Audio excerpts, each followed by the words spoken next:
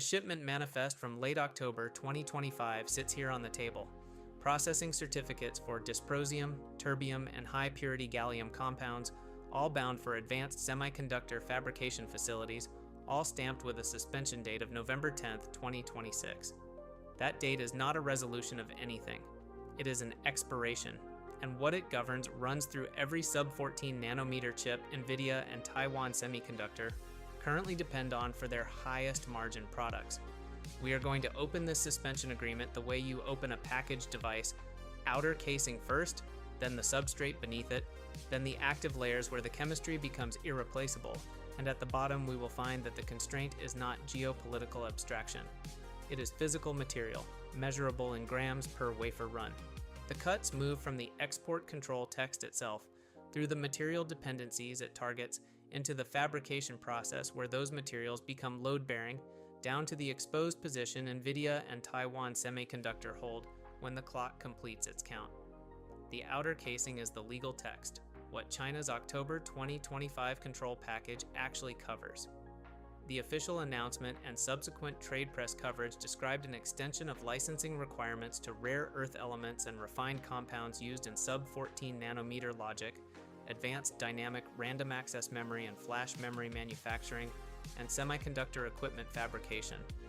The named materials include heavy rare earths such as dysprosium and terbium, which are used in certain magnetic and dielectric applications within the manufacturing process, and high-purity gallium and germanium compounds, both of which had already faced earlier rounds of restrictions.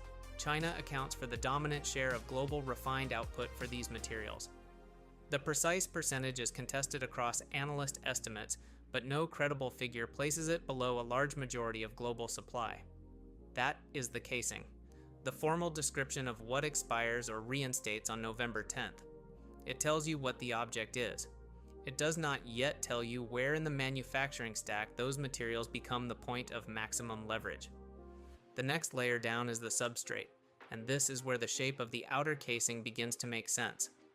Advanced logic at sub-14 nanometers and leading-edge memory both require process steps, certain deposition chemistries, epitaxial layer formations, and equipment components where high-purity rare earth inputs are not interchangeable with lower purity or alternative chemistry substitutes without full process requalification.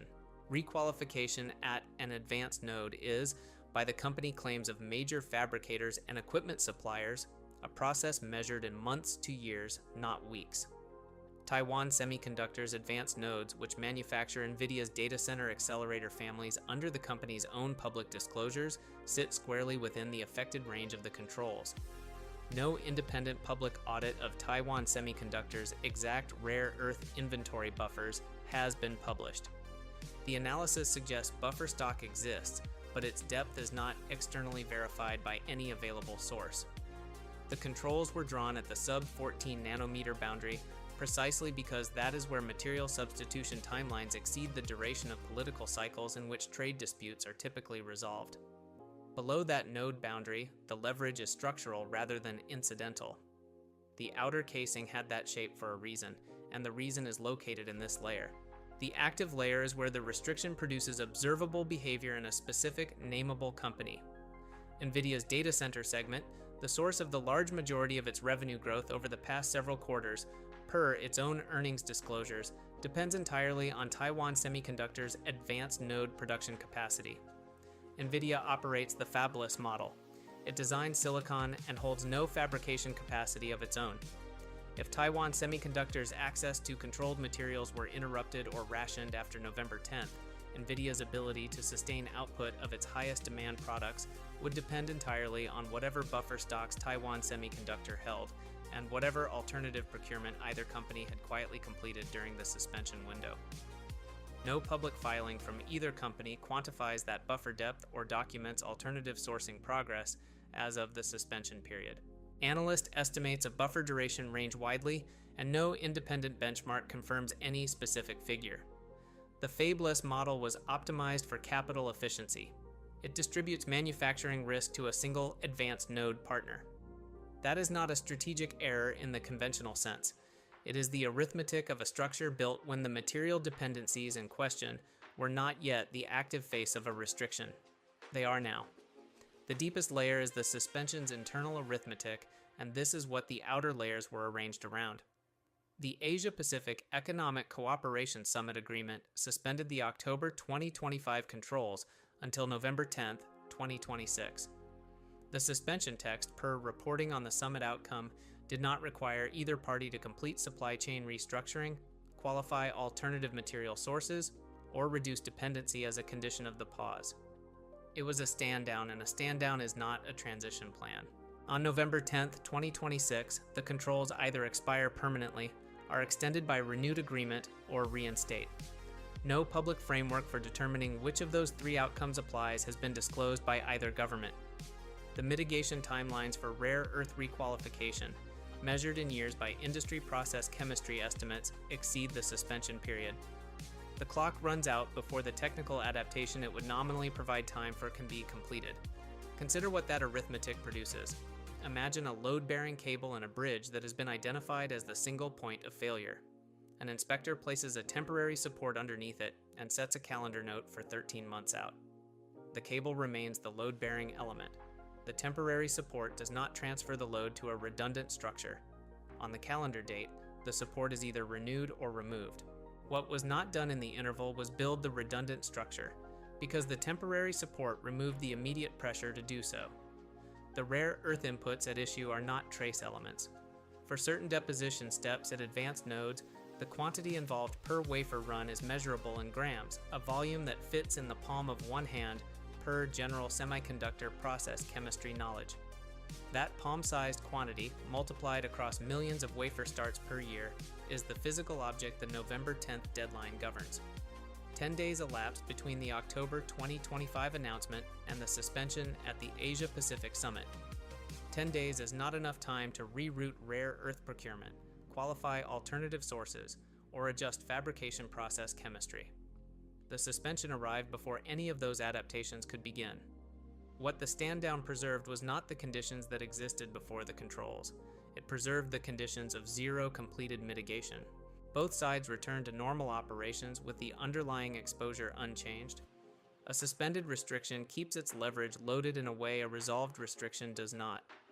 The distinction is structural, and it is visible in the gap between the suspension's duration and the requalification timelines it sits inside.